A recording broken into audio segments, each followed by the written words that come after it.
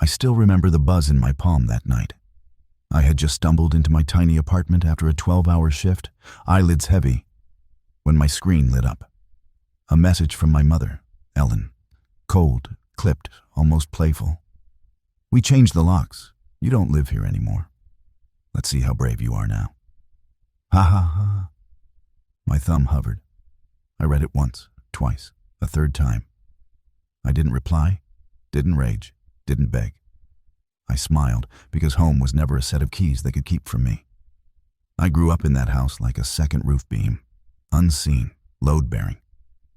My father, Grant, called me the son he never had, like affection could be stapled to a nickname. From 14 on, I climbed ladders, sealed gutters, patched drywall, and mowed the acres until dusk, while my sister Samantha studied with the good lamp and the quiet desk.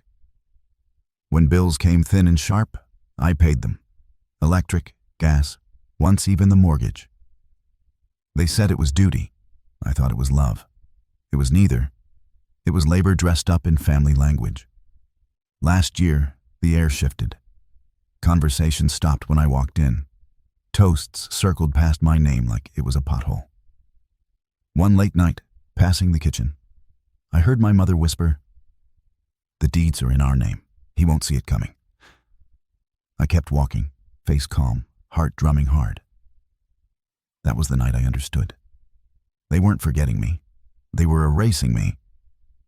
So I studied property law after shifts, case summaries at breakfast. I mapped every transfer I'd made, every repair under my name, every receipt I'd kept when no one thought I could read the fine print. Paper by paper, I built a spine. When Ellen's message arrived, my decision was already muscle memory. At dawn, I called my lawyer, Alicia. "File it," I said. She didn't ask what. We had been preparing for months. Alicia met me in a glass-walled conference room that smelled faintly of lemon cleaner and printer toner. She slid a neat stack in front of me. Photos of the roof I'd repaired, invoices with my name, bank transfers for temporary family loans, and the notarized acknowledgement Grant had signed when I covered the mortgage for 6 months.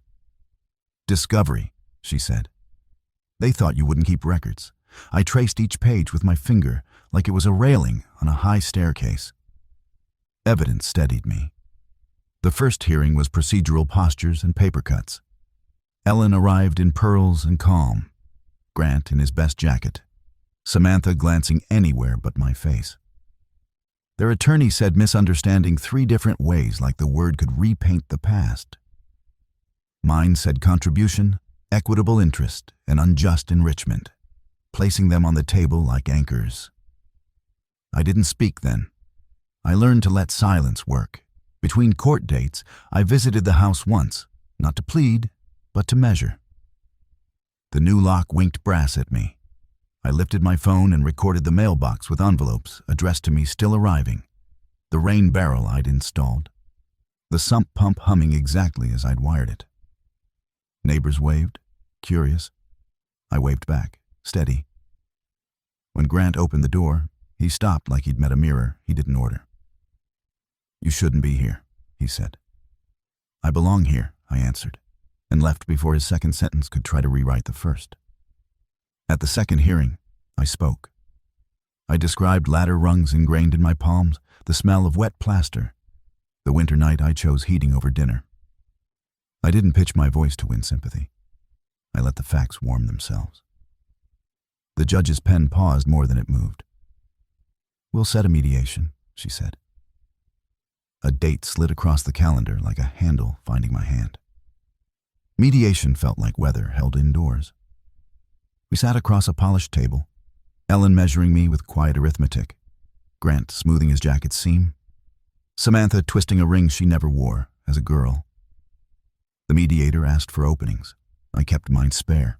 I contributed. I relied. Then I was locked out. I slid forward the binder Annika and I built. Dates, repairs, transfers, signatures. Evidence, not anger. Ellen said, "Family isn't a ledger." I agreed and pointed to the locks. Grant's eyes dropped. The mediator nodded at the documents. "Let's talk numbers." So we did. Offers, counters, and a calendar for payment. When sentiment rose, I answered with receipts. When blame flickered, I returned to facts. By afternoon, we had terms. My equitable share in full. My name on title until funds cleared. Written acknowledgement of my work. Future communication through counsel. No apologies required for justice to count. I signed last. The pen felt heavier than a hammer and lighter than dread. Outside, the air smelled like rain choosing where to fall. I messaged Alicia. "Thank you," she replied. "You did the building." I labeled the beams. I surprised myself by laughing. I didn't drive past the house. I didn't need doors to confirm what I'd earned. When the transfer arrived, it felt like gravity finally admitting my part in holding the roof. I enrolled in construction management in Billings, Montana, set reminders, and circled a start date. People say keys mean belonging. I learned they also mean departure. Let them turn their locks. I'm not the door, I'm the house. I'll build next.